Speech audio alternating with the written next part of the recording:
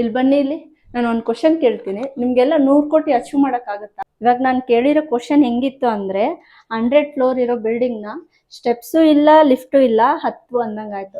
ಅದಕ್ಕೆ ನಾವೇನಾದ್ರೂ ಸ್ಟೆಪ್ಸ್ ಇದೆ ಹತ್ತಿ ಅಂದ್ರೆ ಅದಕ್ಕೆ ನಾವು ಟೈಮ್ ತಗೋಬಹುದು, 1 ಅವರ್ 2 ಅವರ್ ಅಥವಾ 1-2 ಡೇಸ್ ಅಲ್ಲಿ ಟೈಮ್ ತಗೊಂಡು ಹತ್ಬೋದು. ಅದೇ ತರ ನಾವು 100 ಕ್ರೋರ್ ರೀಚ್ ಆಗ್ಬೇಕು ಅಂದ್ರೆ ನಾವು ಏನಾದ್ರೂ ಸ್ಟೆಪ್ಸ್ ಇದ್ರೆ ಅದನ್ನ ಈಸಿಯಾಗಿ ರೀಚ್ ಮಾಡ್ಬೋದು. ಅದು ಯಾವ ರೀತಿ ಅನ್ನೋದನ್ನ ನನ್ನ ಹಸ್ಬೆಂಡ್ ಫೈನಾನ್ಷಿಯಲ್ ಎಕ್ಸ್ಪರ್ಟ್, ಅವರು ಯೂಟ್ಯೂಬ್ ಕಂಟೆಂಟ್ ಅಲ್ಲಿ ತುಂಬಾ ಚೆನ್ನಾಗಿ ವಿವರಣೆ ಮಾಡಿದ್ದಾರೆ.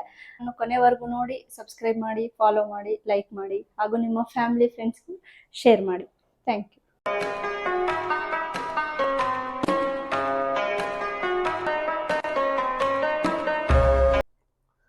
ನಮಸ್ಕಾರ ಗೆಳೆಯರೆ, ಮತ್ತೆ ನಿಮ್ಮೆಲ್ಲರಿಗೂ ನನ್ನ ಮನಿ ಶಾಪಿಂಗ್ ಚಾನಲ್ಗೆ ಸ್ವಾಗತ. ಇವಾಗ ಜಸ್ಟ್ ಒಂದು ಪ್ರೀವಿಯಸ್ಸಲ್ಲಿ ಒಂದು ವಿಡಿಯೋ ನೋಡಿದೆ. ನನ್ನ ವೈಫು ಕ್ವಶನ್ ಕೇಳಿದ್ದೆ, ನಿಮಗೆ 100 ಕೋಟಿ ವೆಲ್ತ್ ಕ್ರಿಯೇಟ್ ಮಾಡೋಕ್ಕಾಗುತ್ತಾ? ಅದು ಕ್ವಶನ್ ಕೇಳಿದರೆ ಹೆಂಗಿರುತ್ತೆ ಅಂದರೆ, ಡೈರೆಕ್ಟಾಗಿ 100 ಫ್ಲೋರ್ ಇರೋಂಥ ಒಂದು ಬಿಲ್ಡಿಂಗ್ನ ಲಿಫ್ಟ್ ಇಲ್ದೇ, ಸ್ಟೇರ್ಸ್ ಇಲ್ದೇ ಹತ್ತು ಅಂದಂಗಾಯ್ತು. ನಮ್ಮೆಲ್ಲ ಮಿಡಲ್ ಕ್ಲಾಸ್ ಜನಕ್ಕೆ ಇದು 100 ಕೋಟಿ ಮಾಡೋದು ಅಷ್ಟು ಸುಲಭ ಅಲ್ಲ. ಹಾಗೆ ಯಾರಿಗೇ ಆಗಲಿ 100 ಫ್ಲೋರ್ ಇರೋಂಥ ಬಿಲ್ಡಿಂಗ್ನ ಹತ್ತು ಅಂತ ಹೇಳಿದರೆ, ನಾವು ಸ್ಪೈಡರ್ ಮ್ಯಾನ್ ಅಲ್ಲ, ಸೂಪರ್ ಮ್ಯಾನ್ ಅಲ್ಲ. ಚಿಕ್ಕಂತೇಳಿ ಸ್ಪೈಡರ್ ಹಾಕ್ಬಿಟ್ಟು ಮೇಲೆ ಹೋಗೋಕ್ಕೆ, ಇಲ್ಲ ದೊಡ್ಡ ದೊಡ್ಡ ಶ್ರೀಮಂತರ ಥರ ಹೆಲಿಕಾಪ್ಟರ್ ತೊಗೊಂಡ್ಬಿಟ್ಟು ಮೇಲೆ ಹೋಗೋಕ್ಕೆ. ಬಟ್ ನಮಗೆ 100 ಫ್ಲೋರ್ವರೆಗೂ ಸ್ಟೆಪ್ಸನ್ನು ಹಾಕಿಕೊಟ್ರೆ, ಅದು ಕಷ್ಟ ಆದರೂ ಪರವಾಗಿಲ್ಲ, ಟೈಮ್ ಲಿಮಿಟ್ ಇರಲ್ಲ, ಆರಾಮಾಗಿ floor by floor, step by step ಹತ್ಕೊಂಡು ಹೋಗ್ಬೋದು. ಕೆಲವರು ಸ್ವಲ್ಪ ಎಂಗೇಜಲ್ಲಿರೋರು ಹವರ್ಸಲ್ಲಿ 4 ಅವರು 8 ಅವರು 20-30 ವಯಸ್ಸಲ್ಲಿರೋರು ಹತ್ಬಿಡ್ತಾರೆ. ಸ್ವಲ್ಪ 40-50 ವರ್ಷ ಇರೋರು 1 ದಿನ 2 ದಿನನೂ ಟೈಮ್ ತೊಗೋಬೋದು, ಕೂತ್ಕೊಂಡು ರೆಸ್ಟ್ ಮಾಡಿ ಹಾಗೂ ಹೀಗೂ ಕಷ್ಟಪಟ್ಟು. ಬಟ್ ಗೊತ್ತು ನಮಗೆ, ನಾವು ಸ್ಟೆಪ್ಸು ಒಂದು ಸ್ಟೆಪ್ಪು ಫ್ಲೋರ್ ಬೈ ಫ್ಲೋರು ಹತ್ತಿದರೆ ಖಂಡಿತ 100ನೇ ಫ್ಲೋರ್ಗೆ ನಾವು ತಲುಪ್ತೀವಿ. ಮೇಲೆ ನಿಂತ್ಕೊಂಡಾಗ 100ನೇ ಫ್ಲೋರ್ ಕಷ್ಟಪಟ್ಟು ಅದನ್ನು ರೀಚ್ ಮಾಡಿದಾಗ ಅದ್ರ ಖುಷಿ ಹೇಗಿರುತ್ತೆ ನೋಡಿ. ಆ 100ನೇ ಫ್ಲೋರ್ ನಿಂತ್ಕೊಂಡು ಮೇಲಿಂದ ಕೆಳಗಡೆ ನೋಡಿದಾಗ, ನಾನು ಇಷ್ಟೊಂದು ಮೇಲಿಂದ ಹತ್ಕೊಂಡ್ಬಂದಿದ್ದೀನಿ ಅಂತ, ಯಾವುದೇ ಏಜಲ್ಲಿ ಇರಲಿ, ಅದು ಒಂದು ಖುಷಿ ಆಗುತ್ತೆ. ಸೊ ಯಾವುದೇ ಆಗಲಿ, ಲಾಂಗ್ ಟರ್ಮಲ್ಲಿ ನಾವು ಯೋಚನೆ ಮಾಡಬೇಕಾದ್ರೆ, ಏನೋ ಒಂದು ದೊಡ್ಡದಾಗಿ ಗುರಿ ತಲುಪಬೇಕು ಅಂದಾಗ ಅದಕ್ಕೆ ಒಂದು ರೀತಿ ಬೇಕು, ಅದಕ್ಕೆ ಎವ್ರಿ ಸ್ಟೆಪ್ ಬೇಕು. ಈ ಫ್ಲೋರನ್ನು ನಾನು ತಗೊಂಡಾಗ ಸ್ಟೆಪ್ಸ್ ಹೇಗೆ ಅಂದಾಗ, ನೀವು ಒಂದು ಸ್ಟೂಡೆಂಟ್ ಲೈಫನ್ನು ತಗೊಳ್ಳಿ. ಈ 5 ಇಯರ್ ಓಲ್ಡ್ ಕಿಡ್ಗೆ ಡೈರೆಕ್ಟಾಗಿ ಮಾಸ್ಟರ್ಸ್ ಓದಿ ಅಂದರೆ, ಮಾಸ್ಟರ್ಸ್ ಮಾಡು, ಡಾಕ್ಟರ್ ಮಾಡಿ, ಇಂಜಿನಿಯರ್ ಮಾಡು ಅಂದರೆ ಅವ್ರಿಗೆ ಆಗುತ್ತಾ? ಆಗಲ್ಲ. ಅವರು LKG ಓದಬೇಕು, UKG ಓದಬೇಕು, first standard, second standard, third standard, ಅವರು ಎಫರ್ಟ್ ಹಾಕ್ತಾರೆ, ಟೀಚರ್ಸೇ ಎಫರ್ಟ್ ಹಾಕ್ತಾರೆ. ಎಲ್ಲ ಮಾಡಿದ್ಮೇಲೆ ಅವರು ಕಲಿತಾ ನಾಲೆಜ್ನ ಗೇನ್ ಮಾಡಿ ಆ ಮೈಂಡ್ ಬೆಳೆದು ಆವಾಗ ಅವರು ಮಾಸ್ಟರ್ಸು, ಡಾಕ್ಟ್ರು, ಇಂಜಿನಿಯರ್ಸು ಆಗ್ಬೋದು. ಸೊ ಎಲ್ಲದಕ್ಕೂ ಒಂದು ಸ್ಟೆಪ್ಸ್ ಬೇಕು. ಇವನ್ ನೇಚರ್ ಗಿಡ ಬೆಳಿಬೇಕಂದ್ರೂ ಡೈರೆಕ್ಟಾಗಿ ನನಗೆ ಆಲದ ಮರ ಬೇಕು ಅಂತಂದರೆ, ಎಲ್ಲೋ ಇರೋಂಥ ಆಲದ ಮರನ ಕಿತ್ಕೊಂಬಂದು ನಾವು ಹಾಕೋಕ್ಕಾಗಲ್ಲ. ಇಷ್ಟು ಬೀಜ, ಸೀಡ್ ಸಣ್ಣದಾಗಿ ತಗೊಂಡು ಅದನ್ನು ನೆಟ್ಟು ಅದಕ್ಕೆ ನೀರು ಹಾಕ್ತಾ ದಿನಗಳು ಕಳೀತಾ ಅದಕ್ಕೆ ಸಸಿ ಬಂದು ಅದು ಮೊಳಕೆ ಹೊಡೆದು ಅದೆಲ್ಲ ಆಗಿ ಮುಂದೆ step by step, layer by layer ಅದು ಬೆಳೀತಾ ಅದಕ್ಕೆ ಇಯರ್ಸ್ ಗಟ್ಟಲೆ ಬೇಕು ಅದಕ್ಕೆ ಬೆಳೆಯೋಕ್ಕೆ. ಸೊ ಈ ನೇಚರ್ ಎಲ್ಲದಕ್ಕೂ ಒಂದು ಏನಾದರೂ ಬೆಳಿಬೇಕು ಅಂದರೆ ಅದಕ್ಕೆ ಒಂದು ಸ್ಟೆಪ್ಸು, ಲೇಯರ್ಸು ಬೇಕೇ ಬೇಕು, ಕಂಪಲ್ಸರಿ. ಸೊ 100 ಕೋಟಿ ಅಂದಾಗ ನಮ್ಮಂಥ ಮಿಡಲ್ ಕ್ಲಾಸ್ ಜನಕ್ಕೆ 100 ಕೋಟಿ 1 ಕೋಟಿ ಬಿಡು, ನನಗೆ 50 ಲಕ್ಷ ಬಿಡು, 10 ಲಕ್ಷ ಮಾಡೋಕ್ಕೂ, ಕೆಲವರಿಗೆ ಈ ಥರ ಇನ್ವೆಸ್ಟ್ಮೆಂಟ್ ಮಾಡಬೇಕು ಅಂತಂದರೆ, ಬಿಲ್ಡ್ ಮಾಡಬೇಕು ಅಂತಂದರೆ ಕಷ್ಟ ಅನಿಸುತ್ತೆ. ಅಂದರೆ ಈ ಸೆಲೆಬ್ರಿಟೀಸಿಗೆ, ದೊಡ್ಡ ದೊಡ್ಡ ಬಿಸ್ನೆಸ್ ಮ್ಯಾನ್ಗಳಿಗೆ, ಪೊಲಿಟಿಷಿಯನ್ಸ್ಗೆ, ಸ್ಪೋರ್ಟ್ಸ್ ಮ್ಯಾನ್ಗೆ, ಇವ್ರಿಗೆಲ್ಲ ಅದೆಲ್ಲ ಈಸಿ. ಈಗಿರುವಂಥ ವೆಲ್ತ್ ಮೇಲೆ ಇನ್ನೂ 100 ಕೋಟಿ ಮಾಡು ಅಂತಂದರೆ ಅವರು ಈಸಿಯಾಗಿ ಮಾಡಿಬಿಡ್ತಾರೆ. ಸೊ ನಮ್ಮಂಥ ಮಿಡಲ್ ಕ್ಲಾಸು, ನಾನು 10,000 ದುಡಿತಿರ್ಬೋದು, 20,000 ದುಡಿತಿರ್ಬೋದು, 50, 1 ಲಕ್ಷ, 2 ಲಕ್ಷ ಎಷ್ಟಾದರೂ ದುಡಿತಿರ್ಬೋದು, ನಮಗೆಲ್ಲ ಕಷ್ಟ ಆಗುತ್ತೆ. ಬಟ್ ಅದನ್ನು ಬ್ರೇಕ್ ಮಾಡಿ ಸ್ಟೆಪ್ ಬೈ ಸ್ಟೆಪ್ ಮಾಡಿದರೆ, ಈ ಥರ ನಾನು ಇಲ್ಲೇನು ತೋರಿಸ್ತಾ ಇದ್ದೀನಿ, ಈ ಥರ ನಾವು ಸ್ಟೆಪ್ ಬೈ ಸ್ಟೆಪ್ ಮಾಡಿಕೊಂಡ್ರೆ, ಅದನ್ನು ನಾವು ಗೋಲ್ನ ಸೆಟ್ ಮಾಡ್ಕೊಂಬಿಟ್ಟು ಒಂದು ಸ್ಟೆಪ್ ಆದಮೇಲೆ ಇನ್ನೊಂದು ಸ್ಟೆಪ್ಪು, ಇನ್ನೊಂದು ಸ್ಟೆಪ್ ಆದಮೇಲೆ ಇನ್ನೊಂದು ಸ್ಟೆಪ್ಪು ರೀಚ್ ಆಗಿ, ನಾನು ಅದನ್ನು ಎಕ್ಸ್ಪ್ಲೇನ್ ಮಾಡ್ತೀನಿ ಹೇಗೆ ಅನ್ನೋದು. ಸುಲಭವಾಗಿ ನೀನು 10,000 ರೂಪಾಯಿನೇ ದುಡಿತಿರು, ಈ ಶೇರ್ ಮಾರ್ಕೆಟಲ್ಲಿ ಇನ್ವೆಸ್ಟ್ಮೆಂಟ್ ಸ್ಟಾರ್ಟ್ ಮಾಡೋಕ್ಕೆ ಈ ನಾನು ಕೊಟ್ಟಿರೋಂಥ ನನ್ನ ಸ್ಟ್ರಾಟಜಿ ಸ್ಟೆಪ್ಗಳನ್ನು ಫಾಲೋ ಮಾಡಿಕೊಂಡು ಒಂದೊಂದು ಸ್ಟೆಪ್ಪು ನಾನು ಮಾಡಿರೋದು ಬರೀ 21 ಸ್ಟೆಪ್ಸ್. ಆ 21 ಸ್ಟೆಪ್ಸನ್ನ ನೀನು ಫಾಲೋ ಮಾಡಿಕೊಂಡು ಒಂದು ರೀಚ್ ಆದಮೇಲೆ ಅದು ಸೆಲೆಬ್ರೇಟ್ ಮಾಡಿಕೊಂಡು ನಾನು ರೀಚ್ ಆಗಿದ್ದೀನಿ. ಒಂದು ಸ್ಟೆಪ್ ರೀಚ್ ಆದಮೇಲೆ 2ನೇ ಸ್ಟೆಪ್ಪಿಗೆ ನಾನು ಹೋಗ್ತೀನಿ ಅನ್ನೋದು ಒಂದು ಕಾನ್ಫಿಡೆನ್ಸ್ ಬರುತ್ತೆ. ಏನಾಗುತ್ತೆ ಅಂದರೆ, ನಾವು ಫಸ್ಟಿಗೆ ದೊಡ್ಡದಾಗಿ ಗೋಲ್ ಇಟ್ಕೊಂಡಾಗ ಭಯ ಆಗುತ್ತೆ. ಬಟ್ ಅದನ್ನೇ ನಾವು ಸ್ಟೆಪ್ ಬೈ ಸ್ಟೆಪ್ ಹೋಗ್ತಾ ಹೋಗ್ತಾ ಏನಾಗುತ್ತೆ, ನಮಗೆ ಆ ಭಯ ಹೋಗ್ಬಿಟ್ಟು ಕಾನ್ಫಿಡೆನ್ಸ್ ಸ್ಟಾರ್ಟ್ ಆಗೋಕ್ಕೆ ಹೋಗುತ್ತೆ. ನಾನು ಗೋಲು ಸೆಟ್ ಮಾಡ್ಕೊಂಡಿದ್ದೀನಿ, ಅಲ್ಲಿಗೆ ದೊಡ್ಡ ಗೋಲ್ ಇದೆ. ಬಟ್ ಆ ಗೋಲ್ನ ನಾನು 21 ಗೋಲ್ಸ್ಗೆ ನಾನು ಸ್ಪ್ಲಿಟ್ ಮಾಡ್ಕೊಂಡಿದ್ದೀನಿ. ಆ ಗೋಲ್ಸಲ್ಲಿ ಈಚ್ ಗೋಲ್ನ ರೀಚ್ ಮಾಡ್ಕೊಂಡು ಹೋಗೋಣ. ಎಲ್ಲರಿಗೂ, ಎಲ್ಲ ಮನೆತನದಲ್ಲೂ, ಎಲ್ಲ ಫ್ಯಾಮಿಲೀಸಲ್ಲೂ ಒಂದು ಆಸೆ ಇರುತ್ತೆ. ನಮ್ಮ ಮನೆತನದಲ್ಲಿ, ನಮ್ಮ ಫ್ಯಾಮಿಲಿಯಲ್ಲಿ ನಾನು 100 ಕೋಟಿ ಮಾಡಬೇಕು, 10 ಕೋಟಿ ಮಾಡಬೇಕು, ಎಷ್ಟಾಗಲಿ. ಅದು ನಾನು ಚಿಂಚೋಳಿ ಫ್ಯಾಮಿಲಿ. ನನಗೆ ನಮ್ಮ ನಾರ್ತ್ ಕರ್ನಾಟಕದಲ್ಲಿ ಆಗಲಿ, ಎಲ್ಲೇ ಆಗಲಿ, ಎಲ್ರಿಗೂ ಒಂದು ಫ್ಯಾಮಿಲಿ ನೇಮ್ ಇರುತ್ತೆ. ನಾನು ಚಿಂಚೋಳಿ ಫ್ಯಾಮಿಲಿ. ನಾನು ಫ್ಯಾಮಿಲಿಯಲ್ಲಿ ನಾನು ಗೋಲ್ ಸೆಟ್ ಮಾಡ್ಕೊಂಡಿದ್ದೀನಿ, ನಾನು 100 crores ರೀಚ್ ಮಾಡ್ತೀನಿ. ಬಟ್ ನಾನು ಆಗಿಲ್ಲ ಅಂದರು ಅದನ್ನು ಆ್ಯಕ್ಷನ್ ತೊಗೊಂಡು ಅದ್ರ ಟೂವರ್ಡ್ಸ್ ವರ್ಕ್ ಮಾಡ್ತೀನಿ. ಅದು ಎಲ್ಲಿವರೆಗೂ ಆಗುತ್ತೆ? 21 ಸ್ಟೆಪ್ಪಲ್ಲಿ ನಾನು ಮೇ ಬಿ ಒಂದು 15 ಸ್ಟೆಪ್ಪು, 16 ಸ್ಟೆಪ್ಪು, 17 ಸ್ಟೆಪ್ಪು ಮಾಡ್ಬೋದು. ಬಟ್ ನೆಕ್ಸ್ಟ್ ಅದು ನನ್ನ ಮಗ ಕಂಟಿನ್ಯೂ ಮಾಡಬೇಕು. ಅದನ್ನು ನಾವು ಸ್ಟಾರ್ಟ್ ಮಾಡಿದಾಗ ಅದನ್ನು ನಾವು ಟ್ರಾನ್ಸ್ಫರ್ ಮಾಡೋಕ್ಕೆ ಬರುತ್ತೆ. ಸೊ ಇದು ಒಂದು ಗೋಲ್ಸನ್ನ ನೀವು ಯಾವುದೇ ಫ್ಯಾಮಿಲಿ ಆಗಿರಲಿ, ನೀವು ರಾಯಚೂರ್ಕರ್ ಫ್ಯಾಮಿಲಿ ಆಗಿರ್ಬೋದು, ನೀವು ಡಾನಿ ಫ್ಯಾಮಿಲಿ ಆಗಿರ್ಬೋದು, ಜೋತಾನ್, ಕತ್ತಿಕಾಯಿ, ಮಾಳ್ಗೆ ಅಂತ ಅಂತಿರ್ಬೋದು, ಇಲ್ಲ ನಮ್ಮ ಉತ್ತರ ಕರ್ನಾಟಕ ಸೈಡಲ್ಲಿ ಬ್ಯಾಳೆರು, ಉಳ್ಳಾಗಡ್ಡಿಯವರು, ಏನಾದರೂ ಹೆಸರು ತುಂಬ ಫ್ಯಾಮಿಲಿಗಳು, ಎಲ್ಲ ಫ್ಯಾಮಿಲಿಯಲ್ಲೂ ಎಲ್ರಿಗೂ ಒಂದು ಆಸೆ ಇರುತ್ತೆ. ನೀವು ನಿಮ್ಮ ಫ್ಯಾಮಿಲಿ ಯಾವುದೇ ಇರಲಿ, ನಿಮ್ಮ ಸರ್ನೇಮ್, ಅಡ್ಡ ಹೆಸರು, ನಿಮ್ಮ ಫ್ಯಾಮಿಲಿಯಲ್ಲಿ ನೀವು ಒಂದು ಗೋಲನ್ನು ಸೆಟ್ ಮಾಡ್ಕೊಳ್ಳಿ. ನಾನು ನಿಮಗೆ ಎಷ್ಟೇ ಅನಿಸ್ಬೋದು, 10 ಕೋಟಿ ಅನಿಸ್ಬೋದು, 1 ಕೋಟಿನೇ ಅನಿಸ್ಬೋದು. ಬಟ್ ಗೋಲ್ನ ದೊಡ್ಡದಾಗಿ ಸೆಟ್ ಮಾಡಿ. ಅದು ಏನಾಗುತ್ತೆ, ನಮ್ಮ ಮೈಂಡ್ ಸೆಟ್ಟನ್ನು ಚೇಂಜ್ ಮಾಡಬೇಕು. ಎಮೋಷ್ನಲಿ ಆಗಲಿ, ಮೆಂಟಲಿ ಆಗಲಿ, ನಾವು ಮೈಂಡ್ ಸೆಟ್ಟನ್ನು ಚೇಂಜ್ ಮಾಡ್ಕೋಬೇಕು. ಹೌದು, ಹಾಗಂತೇಳಿ ನಾನು ನಿಮಗೆ ಯಾವತ್ತಿಗೂ ನಿಮ್ಮ ಎಂಜಾಯ್ಮೆಂಟ್ ಬಿಡಿ, ನಿಮ್ಮ ಖರ್ಚುಗಳನ್ನು ಕಡಿಮೆ ಮಾಡಿ, ನೀವು ಲಕ್ಷಗಟ್ಟಲೆ ಇನ್ವೆಸ್ಟ್ಮೆಂಟ್ ಮಾಡಿ ಅದರಲ್ಲಿ ಅಷ್ಟೊಂದೆಲ್ಲ ಹಾಕಿಬಿಡಿ ಅಂತ ಹೇಳ್ತಾ ಇಲ್ಲ. ಈಗಿರೋಂಥ ನಾರ್ಮಲಾಗಿ ನಿಮ್ಮ ಲೈಫ್ ಹೇಗೆ ನಡೀತಾ ಇದೆ ಹಾಗೇ ಇರಲಿ, ಏನೂ ಚೇಂಜ್ ಮಾಡೋಕ್ಕೆ ಹೋಗಬೇಡಿ. ಬಟ್ ಒಂದೇನಂದರೆ, ನೀವು ಅರ್ನ್ ಮಾಡ್ತಿದ್ದ, ನೀವು ಸ್ಯಾಲ್ರಿ ತೊಗೋತಿರ್ಬೋದು, ಬಿಸ್ನೆಸ್ ಮಾಡ್ತಿರ್ಬೋದು, ಬೇರೆ ಏನೇ ಮಾಡ್ತಿರ್ಬೋದು, ಫ್ರೀಲ್ಯಾನ್ಸ್ ಮಾಡ್ತಿರ್ಬೋದು, ಏನೇ ಮಾಡಿ, ನಿಮ್ಮ ಅರ್ನಿಂಗಲ್ಲಿ ಸ್ವಲ್ಪ ಅಮೌಂಟ್ 1,000 ರೂಪಾಯಿಂದ ಸ್ಟಾರ್ಟ್ ಮಾಡಿ. Just 1,000 rupees. ನಾನು ಸ್ಟೆಪ್ಸ್ ಇಲ್ಲಿ ತೋರಿಸ್ತಾ ಇರೋದು 1,000 ರೂಪೀಸಿಂದನೇ ಸ್ಟಾರ್ಟ್ ಮಾಡ್ತಾ ಇದ್ದೀನಿ. ಫಸ್ಟ್ ಸ್ಟೆಪ್ ನಂದು 1,000 ರೂಪೀಸ್. ಹೇಗೆ ನಾನು ಸ್ಟೆಪ್ ಬೈ ಸ್ಟೆಪ್ ಅನ್ನೋದು ನಾನು ಸ್ಕ್ರೀನಲ್ಲಿ ಎಲ್ಲಾನು ತೋರಿಸ್ತೀನಿ, ನಿಮಗೆ ಎಕ್ಸ್ಪ್ಲೈನ್ ಮಾಡ್ತೀನಿ. ಫಸ್ಟ್ ಅದನ್ನು ನೋಡಿ, ಅದನ್ನು ಕಂಪ್ಲೀಟ್ ಆದಮೇಲೆ ಮತ್ತೆ ಓಕೆ. ಇಲ್ಲಿ ನೋಡ್ತಾ ಇದ್ರಲ್ಲ, long term goal stocks of Amazon forest. ಇದು ಒಂದು ನಾನು ಸ್ಟ್ರಾಟಜಿಯಾಗಿ ಕ್ರಿಯೇಟ್ ಮಾಡ್ಕೊಂಡಿರೋಂಥ ಒಂದು ಸ್ಟೆಪ್ಸು. ಗೋಲ್ಸು 1 2 3 4 5 6 21 ಸ್ಟೆಪ್ಸ್ ಇದೆ. 1000 ಇಂದ ಸ್ಟಾರ್ಟ್ ಆಗಿ 2,000, 4,000, 8,000, 16,000 ಹೀಗೆ ಡಬಲ್ ಆಗ್ತಾ ಇಲ್ಲಿ ನೋಡಿ, ಇಲ್ಲಿ 20 ಲಕ್ಷ, 40 ಲಕ್ಷ, 81 ಲಕ್ಷ, 1,63,00,000, 2,27,00,000, ಹೀಗೆ 104 ಕೋಟಿ ರೂಪಾಯಿ. ಸೊ ಎವ್ರಿ ಸ್ಟೆಪ್ಪಲ್ಲಿ ಏನಾಗುತ್ತೆ, ಡಬಲ್ ಆಗುತ್ತೆ. ಈ 21 ಸ್ಟೆಪ್ಗಳನ್ನು ನಾನು ಸ್ಟೆಪ್ ಕ್ರಿಯೇಟ್ ಮಾಡಿದ್ದೀನಿ. ಇದು ನಿಮಗೆ ಎಕ್ಸಾಂಪಲ್ಸ್ನ ತೋರಿಸ್ತಾ ಇದ್ದೀನಿ ಹೇಗೆ ಟ್ರ್ಯಾಕ್ ಮಾಡಬೇಕು ಅಂತೇಳಿ. ಈಗ ಈ ಕಾಲಮು ನಾನು ಈ ಗೋಲ್ಸನ್ನು ಯಾವ್ದ್ಯಾವ್ದು ಗೋಲ್ಸ್ ರೀಚ್ ಮಾಡಿದ್ದೀನಿ ಅನ್ನೋದು ಇದರಲ್ಲಿರುತ್ತೆ.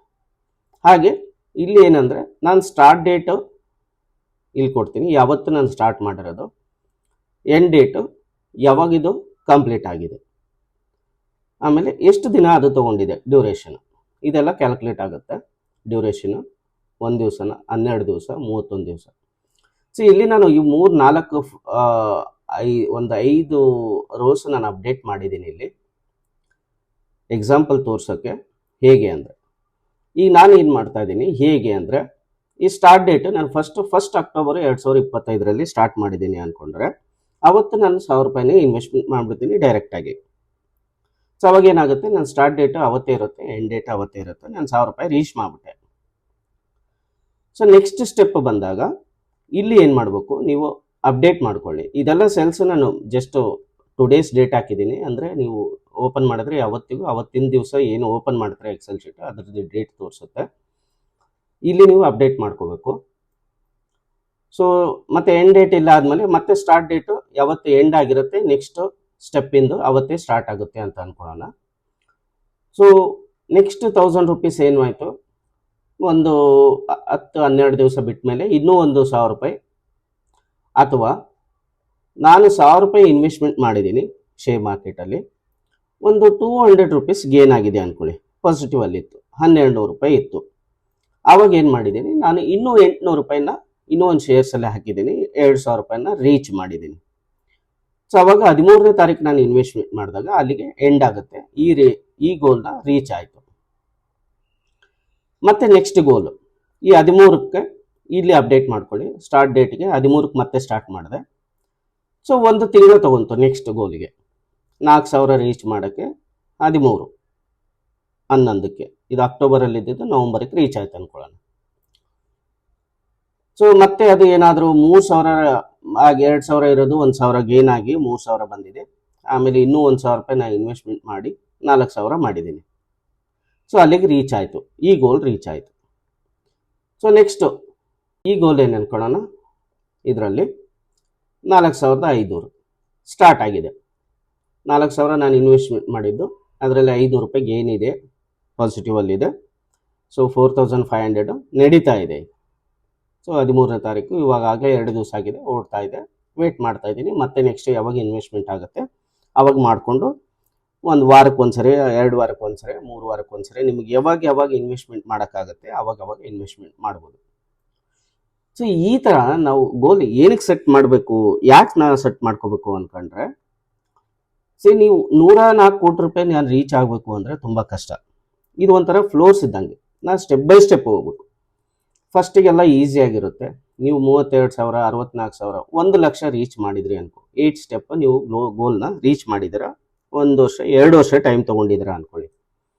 ಬಟ್ 1,28,000 ಮಾಡಿದ್ಮೇಲೆ ನಿಮ್ಗೆ ಆವಾಗ ಅನ್ಸುತ್ತಲ್ಲ, ಕಾನ್ಫಿಡೆನ್ಸ್ ಬರುತ್ತೆ, 1,28,000 ಮಾಡಿದ್ದೀನಿ ಅಂದರೆ ಇನ್ನೂ 1,28,000, 2 ಲಕ್ಷ ಮಾಡೋದು ನನಗೆ ದುಡ್ದಲ್ಲ. ಬಟ್ ಆವಾಗ ಫಸ್ಟಿಗೆ ಇದು ರೀಚ್ ಮಾಡೋಕ್ಕೆ 2 ವರ್ಷ ತೊಗೊಂಡಿರೋದು, ಇದು ರೀಚ್ ಮಾಡೋಕ್ಕೆ ಮತ್ತೆ 2 ವರ್ಷ ತೊಗೊಳಲ್ಲ, ಅದಕ್ಕೂ ಕಡಿಮೆನೇ ತೊಗೊಳುತ್ತೆ. ಯಾಕಂದರೆ ಇಲ್ಲಿ ನೀವು ಇನ್ವೆಸ್ಟ್ಮೆಂಟ್ ಮಾಡಿರೋದಕ್ಕೆ ಅದು ಗ್ರೋತ್ ಆಗ್ತಾ ಇರುತ್ತೆ, ಮನಿ ಶೇರ್ ಮಾರ್ಕೆಟಲ್ಲಿ ಅದು ಗ್ರೋತ್ ಆಗ್ತಾ ಇರುತ್ತೆ. ಆ ಅಮೌಂಟು ಪ್ಲಸ್ ನೀವು ಮಾಡೋ ಇನ್ವೆಸ್ಟ್ಮೆಂಟು ಅದು ಇನ್ಕ್ರೀಸ್ ಆಗ್ತಾನೆ ಇರುತ್ತೆ. ಸೊ ಹಾಗಾಗಿ ನಾವು ಇದು ರೀಚ್ ಆದಾಗ ಇದು ಈಸಿ ಅನಿಸುತ್ತೆ, ಇದು ರೀಚ್ ಆದಾಗ ಇದು ಈಸಿ ಅನಿಸುತ್ತೆ. ಹೌದು ಮಾಡ್ತೀನಿ ಅನ್ನೋ ಕಾನ್ಫಿಡೆನ್ಸ್ ಬರುತ್ತೆ. 5 ಲಕ್ಷ ಮಾಡಿದ್ಮೇಲೆ 10 ಲಕ್ಷ ಕಾನ್ಫಿಡೆನ್ಸ್ ಬರುತ್ತೆ, 10 ಲಕ್ಷ ಮಾಡಿದ್ಮೇಲೆ 20 ಲಕ್ಷ ಕಾನ್ಫಿಡೆನ್ಸ್ ಬರುತ್ತೆ. ಆಮೇಲೆ ಹೀಗೆ ನೀವು ಒಂದು ಸ್ಟೆಪ್ಪನ್ನು ರೀಚ್ ಮಾಡಿದಾಗ ನೀವು ಈ ಗ್ರೀನ್ ಆದಾಗ ಸೆಲೆಬ್ರೇಟ್ ಮಾಡ್ಕೊಳ್ಳಿ. ಅವಾಗ ಏನಾಗುತ್ತೆ, ನಿಮ್ಮ ಮೈಂಡ್ ಸೆಟ್ಟು ನಿಮಗೆ ಒಂದು ಕಾನ್ಫಿಡೆನ್ಸ್ ಬಿಲ್ಡ್ ಮಾಡುತ್ತೆ. ಹೌದು ನಾನು ಇಷ್ಟು ರೀಚ್ ಮಾಡಿದ್ದೀನಿ, ನೆಕ್ಸ್ಟು ರೀಚ್ ಮಾಡ್ಬೋದು, ಮತ್ತೆ ನನ್ನ ಮನಿನ ನಾನು ಮತ್ತೆ ಡಬಲ್ ಮಾಡಬೇಕು. ಹೀಗೆ ನೀವು ಸೆಟ್ ಮಾಡ್ಕೊಂಡು ಹೋದಾಗ ಇದರಲ್ಲಿ ಇನ್ವೆಸ್ಟ್ಮೆಂಟ್ ನೋಡಿ 3 ಥರ ಇರುತ್ತೆ ಇನ್ಕ್ರೀಸ್ ಆಗೋಕ್ಕೆ. ಒಂದು ನೀವು ಸ್ವಲ್ಪ ಸ್ವಲ್ಪ ಸ್ವಲ್ಪ ಇನ್ವೆಸ್ಟ್ಮೆಂಟ್ ಮಾಡ್ತಾ ಇರ್ತೀರ. ಓಕೆ, ಆಮೇಲೆ ಅದು ಗ್ರೋತ್ನು ಆಗ್ತಾ ಇರುತ್ತೆ. ಶೇರ್ ಮಾರ್ಕೆಟಲ್ಲಿ ಇವತ್ತು ನೀವು ಯಾವುದಾದ್ರೂ ಒಂದು ಶೇರ್ ತೊಗೊಂಡಿದ್ರೆ, ಎಕ್ಸ್ ಕಂಪ್ನಿ ಶೇರ್ ತೊಗೊಂಡಿದ್ದೀರಾ ಅಂದರೆ ಅದು ನೀವು 1000 ರೂಪಾಯಿ ಇದ್ದಿದ್ದು 2000 ರೂಪಾಯಿ ಆಗಿದೆ ಅಂದರೆ 1000 ರೂಪಾಯಿ ಅಂದ್ರೆ ಪ್ರಾಫಿಟ್ ಇರುತ್ತಲ್ಲ. ಆ ಥರ ನಿಮ್ಮ ಹತ್ರ ಮಲ್ಟಿಪಲ್ ಕೌಂಟ್ಸ್ ಆಫ್ ಶೇರ್ಸ್ ಇರುತ್ತೆ. ಎಲ್ಲ ಶೇರ್ದು ಇವನ್ ನೆಗೆಟಿವ್ ಪಾಸಿಟಿವ್ ಹೋಗ್ತಾ ಇದ್ರು ಲಾಂಗ್ ರನ್ನಲ್ಲಿ, ಲಾಂಗ್ ಗ್ರೋತಲ್ಲಿ ಸ್ವಲ್ಪ ಸ್ವಲ್ಪ ಸ್ವಲ್ಪ ಅಪ್ ಆಗ್ತಾನೇ ಇರುತ್ತೆ ಅದು. ಸೊ ಅವಾಗ ಅದನ್ನು ಇನ್ಕ್ರೀಸ್ ಆಗುತ್ತೆ, ನೀವು ಇನ್ವೆಸ್ಟ್ಮೆಂಟ್ ಮಾಡ್ತಾ ಇರ್ತೀರ. ಆಮೇಲೆ ನಿಮಗೆ ಇನ್ವೆಸ್ಟ್ಮೆಂಟ್ ಮಾಡೋಕ್ಕೆ ನಿಮಗೆ ಈಗ 1,28,000 2 ಲಕ್ಷ ಮಾಡಿದ್ದೀರಾ ಅಂತಂದರೆ ನಿಮಗೆ ಮಿನಿಮಮ್ ನಾನು ಏನು ಹೇಳ್ತೀನಿ, ಡಿವಿಡೆಂಡ್ ಆರಾಮಾಗಿ ತಿಂಗಳಿಗೆ 1,000 ರೂಪಾಯಿ ಆದರೂ ಡಿವಿಡೆಂಡ್ ಬರ್ತಾನೆ ಇರುತ್ತೆ. 500-1000 ರೂಪಾಯಿ ಬರ್ತಾ ಇದೆ ಅಂದರೆ ಅದಕ್ಕೆ ಇನ್ನೂ ಸ್ವಲ್ಪ ಹಾಕಿ. 1000 ರೂಪಾಯಿಗೆ ಈಗ ಮುಂಚೆ ಎಲ್ಲ ನೀವು 5,000 ರೂಪಾಯಿ ಇನ್ವೆಸ್ಟ್ಮೆಂಟ್ ಮಾಡ್ತಾ ಇದ್ರೆ ಅಂದರೆ 1000 ಆಲ್ರೆಡಿ ಸಿಗ್ತಾ ಇದೆ, ಇನ್ನೂ ಒಂದು 4,000 ಹಾಕಿ ಅದನ್ನು 5,000 ಇನ್ವೆಸ್ಟ್ಮೆಂಟ್ ಮಾಡ್ಬೋದು. ನಿಮಗೆ ಹೆಲ್ಪ್ ಆಗ್ತಾ ಇದೆ. ಅದು ಹೆಂಗೆ ಅಂದರೆ ಒಂಥರ ಕೆರೆಯ ನೀರನ್ನು ಕೆರೆಗೆ ಚೆಲ್ಲಿ. ಅನ್ಲೆಸ್ ನಿಮಗೆ ಆಕ್ಟಿವ್ ಇನ್ಕಮ್ ಇರಬೇಕಾದ್ರೆ, ಎಲ್ಲಿವರೆಗೂ ನೀವು ಆಕ್ಟಿವ್ ಮಾಡ್ತಾ ಇದ್ದೀರಾ, ನೀವು ಜಾಬ್ ಮಾಡ್ತಾ ಇದ್ದೀರಾ, ನಿಮ್ಗೆ ಅರ್ನಿಂಗ್ ಬರ್ತಾ ಇದೆ ಅಂದರೆ ಅದನ್ನು ನೀವು ಇನ್ವೆಸ್ಟ್ಮೆಂಟ್ ಮಾಡ್ತಾನೆ ಇರಬೇಕು. ಈ ಡಿವಿಡೆಂಡ್ ಬರ್ತಾ ಇರುತ್ತಲ್ಲ ಅದ್ರ ಜೊತೆ ನೀವು ಇನ್ನೊಂದು ಸ್ವಲ್ಪ ಹಾಕಿ ಅದನ್ನು ಇನ್ವೆಸ್ಟ್ಮೆಂಟ್ ಮಾಡಿ. ಸೊ ಹಾಗೆ ಮಾಡಿದಾಗ ಏನಾಗುತ್ತೆ, ಇದು ಇನ್ಕ್ರೀಸ್ ಹಾಕ್ಕೊಂಡು ಹೋಗ್ತಾನೆ ಇರುತ್ತೆ. ಸೊ ಹಾಗಾಗಿ ನಾನು ಹೇಳ್ತೀನಿ, ನಿಮಗೆ ಫಸ್ಟ್ 15 ಸ್ಟೆಪ್ ನಿಮಗೆ ರೀಚ್ ಮಾಡೋಕ್ಕೆ ತುಂಬ ಕಷ್ಟ ಅನಿಸುತ್ತೆ, ಟೈಮ್ ತಗೊಳುತ್ತೆ, ಪೇಷನ್ಸ್ ಬೇಕು, ಡಿಸಿಪ್ಲಿನ್ ಬೇಕು, ಮೈಂಡ್ಸೆಟ್ ಬೇಕು, ಆ ರೀಚ್ ಮಾಡ್ತೀನಿ ಅನ್ನೋ ಒಂದು ಹುಚ್ಚುತನ ಬೇಕು. ಆಮೇಲೆ ಇದು ಆದಮೇಲೆ ನೀವು ನೋಡಿ, ನಾನು ಹೇಳ್ತೀನಿ 1,63,00,000 1 ಕೋಟಿ ರೀಚ್ ಆದಮೇಲೆ ಎವ್ರಿ ಡೇ ನಿಮಗೆ ಏನಿಲ್ಲ ಅಂತಂದರೂ 10,000 15,000 20,000 ನಿಮ್ಮದು ಗ್ರೋತ್, ಪೋರ್ಟ್ಫೋಲಿಯೋ ಗ್ರೋತು ಆಟೋಮೆಟಿಕ್ಲಿ ಅದು ಇದ್ದೇ ಇರುತ್ತೆ. ಸೊ ಅವಾಗೇನಾಗುತ್ತೆ, 1 ಕೋಟಿ ರೀಚ್ ಆದಮೇಲೆ 3 ಕೋಟಿ ರೀಚ್ ಆಗೋದು ಅಷ್ಟು ಕಷ್ಟ ಅನಿಸಲ್ಲ. ಸೊ ಅದಕ್ಕೆ ನಮ್ಮ ಮೈಂಡ್ಸೆಟ್ ಏನಿರಬೇಕು ಅಂದರೆ, ಈ ಗೋಲ್ಸ್ ಟುವರ್ಡ್ಸು ನಾವು ವರ್ಕ್ ಮಾಡ್ತಾನೇ ಇರಬೇಕು. ಈ ಎಕ್ಸೆಲ್ ಶೀಟ್ನ ನಾನು ಫಸ್ಟ್ ಕಮೆಂಟಲ್ಲಿ ಲಿಂಕ್ನ ಶೇರ್ ಮಾಡಿರ್ತೀನಿ, ನೀವು ಡೌನ್ಲೋಡ್ ಮಾಡಿಕೊಂಡು ನಿಮ್ಮ ಪೋರ್ಟ್ಫೋಲಿಯೋ ಅಮೌಂಟನ್ನು ನೀವು ಟ್ರ್ಯಾಕ್ ಮಾಡ್ಕೊಳ್ಳಿ. ಆ ಎಕ್ಸೆಲ್ ಶೀಟಲ್ಲಿ ನೋಡಿದಾಗೆ ನಾವು ಅದನ್ನು ರೀಚ್ ಮಾಡಬೇಕಾದ್ರೆ, ಗೋಲ್ನ ರೀಚ್ ಮಾಡಬೇಕಾದ್ರೆ ಎವ್ರಿ ಗೋಲ್ಗೆ ನಾವೊಂದು ಓಕೆ, ನಾನು 16,000 ರೂಪಾಯಿ ನಾನು ಇನ್ವೆಸ್ಟ್ಮೆಂಟ್ ಮಾಡಿಬಿಟ್ಟೆ, 32,000 ತಂತಾನೇ ಆಗುತ್ತೆ ಇಟ್ಕೋಬೇಡಿ. ಅದು ಆಗುತ್ತೆ, ತುಂಬ ಲಾಂಗ್ ರನ್ನಾಗಿ ಬಿಡಬೇಕು. ಅದಕ್ಕೆ ನನ್ನಿಂದ ಎಷ್ಟಾಗುತ್ತೆ ಕಾಂಟ್ರಿಬ್ಯೂಟ್ ಮಾಡ್ತೀನಿ. ನನ್ನಿಂದ ಎಷ್ಟಾಗುತ್ತೆ, ಒಂದು ವಾರಕ್ಕಾಗಲಿ, ತಿಂಗಳಿಗಾಗಲಿ, 500 ಆಗಲಿ, 1000 ಆಗಲಿ, ಸ್ವಲ್ಪ ಸ್ವಲ್ಪ ನೀವು ನಿಮ್ಮ ಕಾಂಟ್ರಿಬ್ಯೂಷನ್ ಮಾಡ್ಕೊಂಡು ಹೋಗ್ತಾ ಇರಿ. ಅದ್ರ ಜೊತೆ ಅದು ಗ್ರೋತೂ ಆಗುತ್ತೆ, ಪ್ಲಸ್ ನಿಮಗೆ ಡಿವಿಡೆಂಡ್ ಸಿಕ್ಕಾಗ ಆ ಡಿವಿಡೆಂಡನ್ನು ಜೊತೆಗೆ ಸೇರಿಸಿ ಅದನ್ನು ಇನ್ವೆಸ್ಟ್ಮೆಂಟ್ ಮಾಡಿ. ಈಗ ಅದೇ ನಾನು ಹೇಳೋದು, ಈಗ ನೀವು ಒಂದು ಮರನ ಬೆಳೆಸಬೇಕು ಅಂದಾಗ, ಅದನ್ನು ಬೀಜ ನೆಟ್ಟಾಗ ಸುಮ್ಮನೆ ಹಾಕಿಬಿಟ್ಟು ಅದು ನೀರು ಅದು ತೊಗೊಂಡ್ಬಿಡುತ್ತೆ, ಭೂಮಿಯಲ್ಲಿ ನೀರು ಇರುತ್ತೆ, ಹೇಗೂ ಅದನ್ನು ತೊಗೊಂಡು ಅದು ಬೆಳೆಯುತ್ತೆ ಅಂತೇಳಿ ಆಗಲ್ಲ. ಅದಕ್ಕೆ ನಾವು ಸ್ವಲ್ಪ ದಿನ ಅದನ್ನು ಕೇರ್ ಮಾಡಬೇಕು, ನೀರು ಹಾಕ್ತಾ ಇದ್ದರೆ ಅದು ಬೆಳೀತಾ ಏನಾಗುತ್ತೆ, ಸ್ಟ್ರಾಂಗ್ ಆದಂಗೆ ಏನಾಗುತ್ತೆ, ಭೂಮಿಯಲ್ಲಿರೋ ನೀರನ್ನು ಅದು ಕಂಪ್ಲೀಟಾಗಿ ಸಕ್ ಮಾಡಿಕೊಂಡು ದೊಡ್ಡದಾದಮೇಲೆ ಅದು ಓನಾಗಿ ಇಂಡಿಪೆಂಡೆಂಟಾಗಿ ಬೆಳೆಯೋಕ್ಕೆ ಸ್ಟಾರ್ಟ್ ಆಗುತ್ತೆ. ಸೊ ನಿಮ್ಮ ಪೋರ್ಟ್ಫೋಲಿಯೋನು ಕೇರ್ ಮಾಡಬೇಕು. ಹೇಗೆ ಕೇರ್ ಮಾಡಬೇಕು ಅಂದರೆ, ಚಿಕ್ಕ ಸಸಿ ಆಮೇಲೆ ಚಿಕ್ಕ ಮಗು ಥರ. ಈಗ ಮಗುಗಾದರೂ ಹುಟ್ಟಿದ ಮೇಲೆ ಅದು ಪಾಡಿಗೆ ಅದು ಬೆಳೆದು ಬಿಡಲ್ಲ. ಅದಕ್ಕೆ ನಾವೆಲ್ಲ ಕೇರ್ ಮಾಡಬೇಕು, ಕಲಿಸ್ಬೇಕು, ಉಣಿಸ್ಬೇಕು, ತಿನ್ನಿಸ್ಬೇಕು. ಕೇರ್ ಮಾಡಿದ ಮೇಲೆ ಅದು ಬೆಳೀತಾ ಒಂದು 10 ವರ್ಷ 15 ವರ್ಷ ಆದಮೇಲೆ ಅದು ಆ ಮಗು ಇಂಡಿಪೆಂಡೆಂಟಾಗಿ ಬೆಳೆಯೋಕ್ಕೆ ಸ್ಟಾರ್ಟ್ ಮಾಡುತ್ತೆ, ಅದೇ ಓನಾಗಿದೆ. ಸೊ ನಿಮ್ಮ ಪೋರ್ಟ್ಫೋಲಿಯೋನು ನೀವು ಒಂದು ಮಗು ಅಥವಾ ಒಂದು ಗಿಡದ ಸಸಿ ಥರ ನೀವು ಟ್ರೀಟ್ ಮಾಡಿ. ಇಲ್ಲಿವರೆಗೂ ಅಂತಂದರೆ ಅಟ್ಲೀಸ್ಟ್ ಫಾರ್ ಎ ಕ್ರೋರ್ 1 ಕೋಟಿ ಆಗೋವರೆಗೂ ನೀವು ಅದನ್ನು ಕೇರ್ ಮಾಡಬೇಕು, ಇನ್ವೆಸ್ಟ್ಮೆಂಟ್ ಮಾಡಬೇಕು. ಡಿವಿಡೆಂಡ್ ಬಂದಾಗ ಅದನ್ನು ತೊಗೊಂಡು ಇನ್ವೆಸ್ಟ್ಮೆಂಟ್ ಮಾಡಬೇಕು. ಆವಾಗ ಏನಾಗುತ್ತೆ, ಅದು ಬೆಳೀತಾ ಒಂದು ಸರಿ ಅದು ಆಯಿತು ಅಂದಾಗ ಅದ್ರ ಪಾಡಿಗೆ ಅದು ಇಂಡಿಪೆಂಡೆಂಟ್ ಆಗಿಬಿಡುತ್ತೆ. ನಿಮ್ಮ ಪೋರ್ಟ್ಫೋಲಿಯೋ ಆಟೋಮೆಟಿಕ್ಕಾಗಿ ಬೆಳೆಯುತ್ತೆ. ಅವಾಗ ನೀವು ಇನ್ವೆಸ್ಟ್ಮೆಂಟ್ ಮಾಡಿಲ್ಲ ಅಂದ್ರೂ ಅದು ಬೆಳೆಯುತ್ತೆ, ಪ್ಲಸ್ ನಿಮಗೆ ಪ್ಯಾಸಿವ್ ಇನ್ಕಮ್ ಬರ್ತಾನೆ ಇರುತ್ತೆ. ಸೊ ಪ್ಯಾಸಿವ್ ಇನ್ಕಮ್ ಹೇಗೆ, ನೀವು ಮಗು ಕನ್ಸಿಡರ್ ಮಾಡಿದಾಗ ನೀವು 15 ವರ್ಷ 20 ವರ್ಷ ಬೆಳೆಸಿ, ನೀವು ಕಾಲೇಜ್ ಮುಗಿದ್ಮೇಲೆ ಅವ್ನು ಜಾಬ್ ಹೋದ್ಮೇಲೆ ಮಗುನೂ ಸ್ಯಾಲ್ರಿ ತರುತ್ತೆ, ಜಾಬ್ ಮಾಡ್ತಾನೆ, ಏನಾದರೂ ಬಿಸ್ನೆಸ್ ಮಾಡ್ತಾನೆ. ಈಗ ಮರ ಆದ್ರೂ ಮರ ಬೆಳೆದ ಮೇಲೆ ನಿಮಗೆ ಹಣ್ಣು ಕೊಡೋಕ್ಕೆ ಸ್ಟಾರ್ಟ್ ಮಾಡುತ್ತೆ, ನೆರಳು ಕೊಡೋಕ್ಕೆ ಸ್ಟಾರ್ಟ್ ಮಾಡುತ್ತೆ. ಹಾಗೆ ನಿಮ್ಮ ಪೋರ್ಟ್ಫೋಲಿಯೋನು ಅದೇ ಥರ ಟ್ರೀಟ್ ಮಾಡಿ, ಅದೊಂದು ಬೆಳೆದು ಹೆಮ್ಮರವಾಗಿ ನಿಂತ ಮೇಲೆ ಅವಾಗ ನಿಮಗೆ ಗ್ರೋತು ಸಿಗುತ್ತೆ, ಡಿವಿಡೆಂಡು ಸಿಗುತ್ತೆ, ಆ ಪ್ಯಾಸಿವ್ ಇನ್ಕಮ್ ಸಿಗುತ್ತೆ. ಇನ್ನೂ ನೀವು ರೀಇನ್ವೆಸ್ಟ್ಮೆಂಟ್ ಮಾಡ್ಕೊಂಡು ಹೋದರೆ ನೀವು 1 ಕೋಟಿ ಇರೋದನ್ನು 100 ಕ್ರೋರ್ ರೀಚ್ ಆಗೋದು ಟೈಮು ತುಂಬ ಬೇಕಾಗಲ್ಲ. ಹಾಗೆ ಬಿಟ್ಟರೆ ಸ್ವಲ್ಪ ಟೈಮ್ ಜಾಸ್ತಿ ತೊಗೊಳುತ್ತೆ ರೀಚ್ ಆಗೋಕ್ಕೆ. ಬಟ್ ನೀವು ರೀಇನ್ವೆಸ್ಟ್ಮೆಂಟ್ ಮತ್ತೆ ಮತ್ತೆ ಮಾಡ್ತಾಯಿದ್ರೆ ಅಷ್ಟೊತ್ತಿಗೆ ನೀವೆಲ್ಲ ಕಲ್ತ್ಬಿಟ್ಟಿರ್ತೀರ. ನಿಮಗೆ ಅದು ಒಂದು ಎಕ್ಸ್ಪೆರಿಮೆಂಟ್ ಮಾಡಿ ಮಾಡಿ ಮಾಡಿ ಮಾಡಿ ನಿಮಗೆ ಗೊತ್ತಾಗ್ಬಿಟ್ಟಿರುತ್ತೆ ಹೇಗೆ ಅನ್ನೋದು.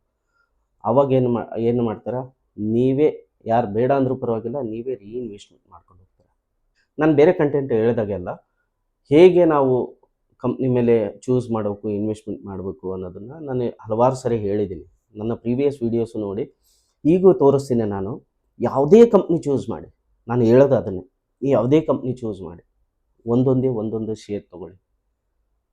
ಅದರಲ್ಲಿ ಫಸ್ಟು ನೀವು ಯಾರಾದರೂ ಬಿಗಿನಿಂಗ್ ಸ್ಟಾರ್ಟ್ ಮಾಡ್ತಾ ಇದ್ದೀರಾ ಅಂದರೆ ಅವರು ಇವರು ಸಜೆಸ್ಟ್ ಮಾಡಿದ್ದು ತೊಗೊಳ್ದೇನೆ ನಿಫ್ಟಿ 50 ಅಥವಾ ಸೆನ್ಸೆಕ್ಸಲ್ಲಿ ಇರೋವಂಥ ಕಂಪ್ನಿಗಳು, ಸೆನ್ಸೆಕ್ಸಲ್ಲಿ 30 ಕಂಪ್ನಿ ಇದೆ, ನಿಫ್ಟಿಯಲ್ಲಿ 50 ಕಂಪ್ನಿ ಲಿಸ್ಟ್ ಆಗಿದೆ ಆಲ್ರೆಡಿ. ಅವನ್ನೇ ಅದರಲ್ಲಿ ಇರೋವಂಥ ಕಂಪ್ನಿಗಳನ್ನೇ ಚೂಸ್ ಮಾಡಿ, ಅದರಲ್ಲಿ ಚೆನ್ನಾಗಿ ಡಿವಿಡೆಂಡ್ ಕೊಡ್ತಾರೆ. ಅವರು ಹಲವಾರು ವರ್ಷಗಳಿಂದ ಆಲ್ರೆಡಿ ಆ ಬಿಸ್ನೆಸ್ಸಲ್ಲಿದ್ದಾರೆ. ಸೊ ಅಂಥ ಕಂಪ್ನಿಗಳು ನಾನು ಕೆಲವು ಇಲ್ಲಿ ತೋರಿಸ್ತೀನಿ ಎಕ್ಸಾಂಪಲ್ ಆಗಿ ನೋಡಿ. ನೀವು ಮ್ಯಾಕ್ಸಲ್ಲಿ ಲಾಂಗ್ ರನ್ನಲ್ಲಿ ನೋಡಿದಾಗ ಎಷ್ಟೆಷ್ಟು ಪರ್ಸೆಂಟೇಜಲ್ಲಿ ಅದು ಇನ್ಕ್ರೀಸ್ ಆಗಿದೆ ಅನ್ನೋದು. ಈ ಒಂದು ನಾನು ಕಂಪ್ನಿಗಳನ್ನು ಒಂದು ತೋರಿಸ್ತೀನಿ, ಕೆಲವು ಕಂಪ್ನಿಗಳು ಒಂದು 8 ಕಂಪ್ನಿಗಳನ್ನು ತೋರಿಸ್ತೀನಿ ನೋಡಿ. ಓಕೆ, ಇಲ್ಲಿ ಫಸ್ಟ್ ನಾನು ಒಂದು ಕಂಪ್ನಿ ತೋರಿಸ್ತಾ ಇದ್ದೀನಿ, ವಿಪ್ರೋ ಲಿಮಿಟೆಡ್ ಅಂತೇಳಿ. ಇದೆಲ್ಲ ಎಕ್ಸಾಂಪಲ್ಸ್, ನಾನು ಯಾವುದೋ ಅಡ್ವೈಸ್ ಮಾಡ್ತಾ ಇಲ್ಲ ನಿಮಗೆ. ನೋಡಿ, ವಿಪ್ರೋ ಕಂಪ್ನಿಯಲ್ಲಿ ಇದು ಮ್ಯಾಕ್ಸ್ ಅಂತ ನೋಡಿದಾಗ, ನೀವು ಗೂಗಲಲ್ಲಿ ವಿಪ್ರೋ ಶೇರ್ ಪ್ರೈಸ್ ಅಂತ ನೀವು ಸರ್ಚ್ ಮಾಡಿದಾಗ, ನೀವು ಮ್ಯಾಕ್ಸ್ ನೋಡಿದಾಗ ಇಲ್ಲಿ ಫಸ್ಟಲ್ಲಿ ನೋಡಿದಾಗ 6 ರೂಪೀಸಿಂದ 245 ರೂಪೀಸ್ ಹೋಗಿದೆ. ಟೋಟಲು 3452 ರೂಪೀಸ್, ಟೋಟಲ್ ಆಗಿ 3452% ಇನ್ಕ್ರೀಸ್ ಆಗಿದೆ. ಅಂದರೆ 3400% ಇನ್ಕ್ರೀಸ್ ಆಗಿದೆ. ಇದು ನೀವು ನೋಡಿದಾಗ ಬರೀ ಇದು ಒಂದು ಶೇರ್ ಪ್ರೈಸ್ ಅವ್ರು ಅಷ್ಟೇ ಹೇಳಿರೋದು, ಒಂದು ಶೇರ್ ಪ್ರೈಸು ಅಲ್ಲಿಂದ ಇಲ್ಲಿವರೆಗಿದೆ. ಬಟ್ ಮಧ್ಯದಲ್ಲಿ ಅವರು ತುಂಬ ಬೋನಸ್ ಕೊಟ್ಟಿದ್ದಾರೆ. ಆ ಬೋನಸ್ನ ಲೆಕ್ಕ ನೋಡಿದ್ರೆ, ನಾನು ಪ್ರೀವಿಯಸ್ ಒಂದು ವಿಡಿಯೋದಲ್ಲಿ ವಿಪ್ರೋದು ಬೋನಸ್ ತೋರಿಸಿದ್ದೆ. ನಾನು ಹೇಗೆ ಅದು ಬೋನಸ್ ಎಲ್ಲ ಅದು ಡಿಕ್ಲೇರ್ ಮಾಡಿದೆ. ಹಲವಾರು ಸರಿ, ಒಂದು 40 ವರ್ಷದಲ್ಲಿ ಒಂದು 10 ಸರಿ ಬೋನಸ್ ಕೊಟ್ಟಿದ್ದಾರೆ ಅವರು. ಮೋರ್ ದ್ಯಾನ್ 10 ಟೈಮ್ಸಲ್ಲಿ ಬೋನಸ್ ಕೊಟ್ಟಿದ್ದಾರೆ. ಸೊ ಅದು ನೋಡಿದಾಗ ನಿಮಗೆ ಆ ಗ್ರೋತ್ ನಿಮಗೆ ಬರೀ 3000 ಅಲ್ಲ, 30,000 3,00,000% ಗ್ರೋತ್ ಆಗಿದೆ. ಸೊ ಕೆಲವು ಕಂಪ್ನಿಗಳು ಇದೆ ನೋಡಿ, ಇಲ್ಲಿ ಇನ್ಫೋಸಿಸ್, ಇದೆಲ್ಲ ಎಕ್ಸಾಂಪಲ್. 12,892% ಇನ್ಕ್ರೀಸ್ ಆಗಿದೆ ಲಾಂಗ್ ಟರ್ಮಲ್ಲಿ. ನೀವು ಯಾವುದೇ ಶೇರು, ನಾನು ಅದನ್ನು ಹೇಳಿದೆ, ಯಾವುದೇ ಶೇರ್ ತೊಗೊಳ್ಳಿ, ಲಾಂಗ್ ಟರ್ಮಲ್ಲಿ ನೀವು ಇಟ್ಟಾಗ ಎಷ್ಟೇ ಫ್ಲಕ್ಚುಯೇಟ್ ಇರಲಿ, ಇಲ್ಲಿ ನೋಡಿ ತುಂಬ ಫ್ಲಕ್ಚುಯೇಟ್ ಇರುತ್ತೆ, ಆದರೂ ಏನಿರುತ್ತೆ ಅದ್ರ growth 12,892. HDFC bank 35,000%. Bajaj finance 1,75,000%. ನಿಮಗೆ ಯಾವ ಬ್ಯಾಂಕಲ್ಲಿ ಕೊಡ್ತಾರೆ, ಯಾವ ಮ್ಯೂಚುವಲ್ ಫಂಡಲ್ಲಿ ಕೊಡ್ತಾರೆ, ಯಾವುದ್ರಲ್ಲಿ ಕೊಡ್ತಾರೆ ಹೇಳಿ? 1,75,000% ಇರ್ಬೋದು. ಇದು ಎಷ್ಟು ವರ್ಷ ಅಂತ ನೀವು ಕೇಳಿದಾಗ ತುಂಬ ವರ್ಷ ಇರುತ್ತೆ. ಬಟ್ ಇದು ಗ್ರೋತ್ ನೋಡಿ ಹೇಗೆ ಬಂದಿದೆ ಲಾಂಗ್ ರನ್ನಲ್ಲಿ. 1,75,000. ಇದ್ರ ಡಿವಿಡೆಂಡು ಸಿಗುತ್ತೆ, ಎಲ್ಲ ಕಂಪ್ನಿಗಳು ಡಿವಿಡೆಂಡು ಸಿಗುತ್ತೆ. ಟ್ರೆಂಟ್, ಈ ಜುಡಿಯೋ ಏನು ಬರುತ್ತಲ್ಲ ಅದು ಆ company 44,000%. BPCL, Bharat petroleum corporation 3,000. ITC 2,000%. Asian paint 24,000%. MRF 8,000%. Hero Moto Corp, Hero bikes ಏನು ಬರುತ್ತಲ್ಲ 4,900%. ವೇದಾಂತ ಲಿಮಿಟೆಡ್ 15,000%. ಇವು ಎಷ್ಟೇ ಫ್ಲಕ್ಚುಯೇಟ್ ಇರಲಿ, ಹೋಗುತ್ತೆ ಮೇಲೆ ಹೋಗುತ್ತೆ, ಕೆಳಗಡೆ ಬರುತ್ತೆ, ಮೇಲೆ ಹೋಗುತ್ತೆ, ಕೆಳಗಡೆ ಬರುತ್ತೆ, ಇಷ್ಟೆಲ್ಲ ಫ್ಲಕ್ಚುಯೇಟ್ ಇದ್ದರೂ ಇಷ್ಟು ಸಾವಿರಾರು ಗಟ್ಟಲೆ ಪರ್ಸೆಂಟೇಜಲ್ಲಿ ನಿಮಗೆ ಗ್ರೋತ್ ಸಿಗುತ್ತೆ. ಸೊ ನಾನು ಹೇಳೋದೇನೆಂದರೆ, ಒಂದು ತಗೊಂಡಾಗ ನಿಮಗೆ ಈ ಥರ ಡೌನಲ್ಲಿ ಬಂದಾಗ ಆ ಅಪರ್ಚುನಿಟಿನ ಯೂಸ್ ಮಾಡಿಬಿಟ್ಟು ರೀಬೈ ಮಾಡೋದನ್ನು ಏನಿರುತ್ತಲ್ಲ, ಅದೇ ಒಂದು ಆರ್ಟ್. ವೆಲ್ತ್ ಕ್ರಿಯೇಟ್ ಮಾಡೋ ಆರ್ಟು. ನನ್ನ ಸ್ಟ್ರಾಟಜಿ ಏನಿದೆಯಲ್ಲ, ಡೌನ್ ಹೋದಾಗೆಲ್ಲ ಮತ್ತೆ ಒಂದು ಆ್ಯಡ್ ಮಾಡ್ಕೊಳ್ಳಿ. ಸೊ ಡೌನ್ ಯಾವಾಗ ಹೋಗುತ್ತೆ ಅಂತ ಗೊತ್ತಾಗಬೇಕು ಅಂತಂದಾಗ ನೀವು ಆ ಕಂಪ್ನಿನ ಅಟ್ಲೀಸ್ಟ್ ಒಂದು ಶೇರ್ ಆದರೂ ನಿಮ್ಮ ಪೋರ್ಟ್ಫೋಲಿಯೋ ಇದ್ದಾಗ ಅವಾಗ ನಿಮ್ಗೆ ಪ್ರಾಪರಾಗಿ ಹೋಗುತ್ತೆ ಎಷ್ಟು ನೆಗೆಟಿವ್ ಹೋಗಿದೆ ಅನ್ನೋದು. ಸುಮ್ಮನೆ ನಾನು ಯಾವಾಗೋ ಮಾರ್ಕೆಟಲ್ಲಿ ನೋಡಿಕೊಂಡು ನನ್ನ ಪೋರ್ಟ್ಫೋಲಿಯೋಲಿ ಹಾಕೊಳ್ಳಾರ್ದೇ ನಾನು ಬರೀ ನೆಗೆಟಿವಲ್ಲಿ ಹೋದಾಗ ನಾನು ತೊಗೊತೀನಿ ಅಂತಂದ್ರೆ ಅಲ್ಲ. ನಿನ್ನ ಪೋರ್ಟ್ಫೋಲಿಯೋಲಿ ಒಂದಿತ್ತು ಅಂದರೆ ಅದು ನೀನು 100 ರೂಪಾಯಿಗೆ ತೊಗೊಂಡಾಗ ಅದು 90 ರೂಪಾಯಿ ಬಂತು, 80 ರೂಪಾಯಿ ಬಂದಿದೆ ಅಂತೇಳಿ ನಿನ್ನ ಪೋರ್ಟ್ಫೋಲಿಯೋದಲ್ಲಿ ನೆಗೆಟಿವ್ ತೋರಿಸಿದಾಗ ಅವಾಗ ನೆಗೆಟಿವಲ್ಲಿ ಹೋಗಿರುತ್ತೆ. ಆ ಫ್ಲಕ್ಚುಯೇಷನಲ್ಲಿ ನೀನು ರೀಬೈ ಮಾಡಿ ಆ ಒಂದು ಅಪರ್ಚುನಿಟಿನ ಗ್ರ್ಯಾಬ್ ಮಾಡಿ ನೀನು ರೀಬೈ ಮಾಡಿದರೆ ಈ ಥರ ಕೆಲವು ಕಂಪ್ನಿಗಳು ಏನೇನು ಬರುತ್ತೆ ಸಿಗುತ್ತೆ. ಎಲ್ಲ ಕಂಪ್ನಿಗಳು ಡಿವಿಡೆಂಡ್ ಕೊಡೋಂಥ ಕಂಪ್ನಿಗಳು, ಎಲ್ಲ ಡಿವಿಡೆಂಡ್ ಬರೋಂಥ ಕಂಪ್ನಿಗಳು ಯಾವುದೇ ಇರಲಿ, ಅವನ್ನು ಬೈ ಮಾಡಿ ನಿಮ್ಮ ಪೋರ್ಟ್ಫೋಲಿಯೋನ ಸೂಪರಾಗಿ ಈ ಥರ ಸ್ಟೆಪ್ ಬೈ ಸ್ಟೆಪ್ಪು 104 ಕೋಟಿ ರೀಚ್ ಮಾಡೋಕ್ಕೋಸ್ಕರ ನೀವು ವರ್ಕ್ ಮಾಡಿ. ಸೊ ಗೊತ್ತಾಯ್ತಲ್ಲ, ಈಗ ನೀವು ಹೇಗೆ ನೀವು ನಿಮ್ಮ ಸ್ಟೆಪ್ಗಳನ್ನು ನೀವು ಗೋಲ್ನ ಸೆಟ್ ಮಾಡಿಕೊಂಡು ಯಾವ ಥರ ಬೈ ಮಾಡ್ಬೇಕನ್ನೋದು ಒಂದು ಗೋಲ್ ಸೆಟ್ ಮಾಡ್ಕೊಳ್ಳಿ. ನೆಕ್ಸ್ಟ್ ನಿಮಗೆ ಇದೇ ಥರ ಹೇಗೆ ಡಿವಿಡೆಂಡ್ನ ಟ್ರ್ಯಾಕ್ ಮಾಡಬೇಕು. ನಾನು ಡಿವಿಡೆಂಡ್ನ ಮಂತ್ಲಿ ಏನಿದೆ, ನಾನು 1000 ರೂಪಾಯಿಂದ ಸ್ಟಾರ್ಟ್ ಮಾಡಿ ನನಗೆ ಮಂತ್ಲಿ ಅಟ್ಲೀಸ್ಟ್ 1 ಲಕ್ಷ ಆದರೂ ನನಗೆ ಪ್ಯಾಸಿವ್ ಇನ್ಕಮ್ ಬರಬೇಕು. ಡಿವಿಡೆಂಡಲ್ಲೇ ಎವ್ರಿ ಮಂತ್ಗೆ 1 ಲಕ್ಷ ಹೇಗೆ ಪ್ಯಾಸಿವ್ ಇನ್ಕಮ್ ಬರಬೇಕು. ನಾನು ಇಯರ್ ಆನ್ ಇಯರ್ ಇದೇ ಸ್ಟೆಪ್ಸಲ್ಲಿ ಈ ವರ್ಷ ನನಗೆ 1000 ರೂಪಾಯಿ ಬಂದರೆ ನೆಕ್ಸ್ಟ್ ವರ್ಷ 2000 ಹೇಗೆ ಬರಬೇಕು, ಅದ್ರ ನೆಕ್ಸ್ಟ್ ವರ್ಷ 4000 ಹೇಗೆ ಬರಬೇಕು, ಅದ್ರ ನೆಕ್ಸ್ಟ್ ವರ್ಷ 8000 ತಿಂಗಳಿಗೆ ಎಷ್ಟು ಬರಬೇಕು, ಅದು ಯಾವ ಥರ ಬರಬೇಕು, ಹೇಗೆ ನಾವು ಸ್ಟೆಪ್ ಕ್ರಿಯೇಟ್ ಮಾಡ್ಕೋಬೇಕು, ಹೇಗೆ ವರ್ಕ್ ಮಾಡ್ಬೇಕು ಅನ್ನೋದನ್ನು ನೆಕ್ಸ್ಟ್ ವಿಡಿಯೋದಲ್ಲಿ ಹೇಳ್ತೀನಿ. ಆ ನೆಕ್ಸ್ಟ್ ವಿಡಿಯೋ ನೋಟಿಫಿಕೇಷನ್ ಬರಬೇಕು. ಆ ನೆಕ್ಸ್ಟ್ ವಿಡಿಯೋನ ನೀವು ವೇಟ್ ಮಾಡಿ ನೋಡಿ. ಅದಕ್ಕೋಸ್ಕರ ಈ ನನ್ನ ಮನಿ ಶಾಪಿಂಗ್ ಚಾನಲ್ನ ಸಬ್ಸ್ಕ್ರೈಬ್ ಮಾಡಿ, ಫಾಲೋ ಮಾಡಿ. ನಿಮ್ಮ ಫ್ರೆಂಡ್ಸಿಗೆ ಯಾರು ಈ ಥರ ಒಂದು 100 ಕೋಟಿ ಮಾಡಬೇಕು ಅನ್ನೋ ಒಂದು ಆಸೆ ಇಟ್ಕೊಂಡಿದ್ದಾರೆ, ಅವರು ಇನ್ವೆಸ್ಟ್ಮೆಂಟ್ ಏನು ಮಾಡಬೇಕು ಅಂತ ಕನ್ಫ್ಯೂಷನಲ್ಲಿದ್ದಾರೆ ಅಂದರೆ ಅವರಿಗೆ ನನ್ನ ಪ್ರೊಫೈಲು, ನನ್ನ ಯೂಟ್ಯೂಬ್ ಚಾನಲ್ಲು ಈ ಕಂಟೆಂಟ್ಗಳನ್ನು ಶೇರ್ ಮಾಡಿ. Thank you.